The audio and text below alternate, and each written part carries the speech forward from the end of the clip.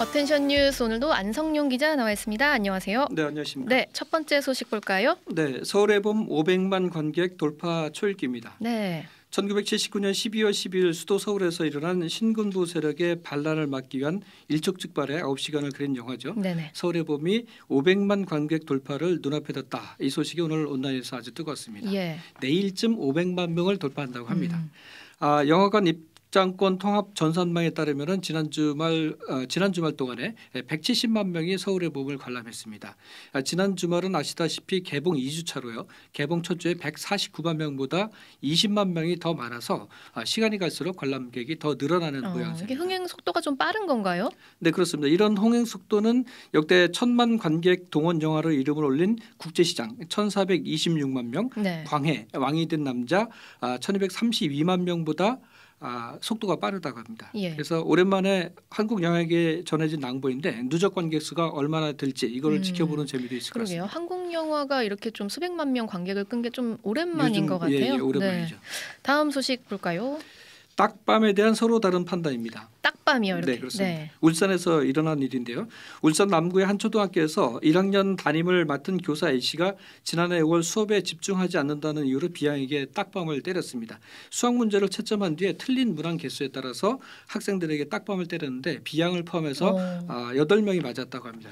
그런데 예. B양 부모가 이 사실을 알고 문제를 제기했고요. 결국 A씨는 아동 학대 혐의로 수사를 받게 됐고 담임 자리에서도 물러났다고 합니다. 네. 당시 사건을 조사한 공무원은 A씨의 행위, 딱밤을 때린 행위가 낙인 효과와 놀라움, 수치심을 안겨준 정서적 학대다 이렇게 결론을 내렸는데 하지만 최근에 울산지법 형사 3단독 재판부는 딱밤이 수업 시간에 학업 성취를 독려하기 위한 취지로 보인다. 그리고 학생들이 좀 무섭게 받아들였을 수도 있겠지만은 좀 강도가 약해 보이고 부모와 자녀 그리고 친구지간의 놀이에서 벌칙으로 있을 수 있는 행위다 이렇게 판단해서 무죄를 선고했는데 지난 여름 서희초 초등학교 교사 사망 사건 있지 않습니까? 예.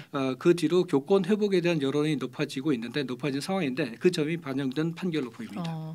부적절하긴 하지만 처벌할 정도는 아니다. 뭐 이런 취지였던 것 같네요. 네, 그렇습니다. 네, 마지막 소식 볼까요?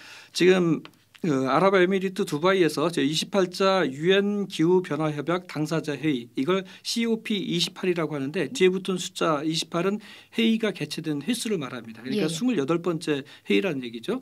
이 회의가 열리고 있는 가운데 비영리 기후단체인 클라이밋 센트럴이라는 데서 홈페이지를 통해서 지구온난화로 바뀌게 된 세계 주요 도시들의 이미지를 공개해서 주목을 받고 있다고 합니다. 네, 저희가 지금 좀 보여드리고 있는데요. 뭐 도쿄의 상황 보면 물이 점점 차오르고 두바이도 물이 차오르고 하바나는 아예 수중 도시로 변하네요. 네, 그렇습니다. 이제 여기서 그 여의도 63 빌딩 같은 경우는 얼마나 잠길지 이 부분은 시뮬레이션에 나와 있지는 않은데 네. 뭐 63 빌딩이라고 해서 온전하지는 못하겠죠. 잠기나요? 그건 좀 봐야 되겠습니다. 네네. 시뮬레이션은 일단 없는데 아마 잠기지 않을까 생각이 됩니다. 예. 기후 과학자들은 현재 지구 온도가 산업화 이전보다 1.2도 오른 수준이면서 앞으로 몇 년 안에 1.5도를 넘어설 것으로 전망하고 있습니다. 1.5도 넘어서고 3도까지 가게 되면 하바나 같은 도시는 아예 수중 도시가 되어버린다. 이런 시뮬레이션 나와 있습니다. 네, 여기까지 안성용 기자였습니다.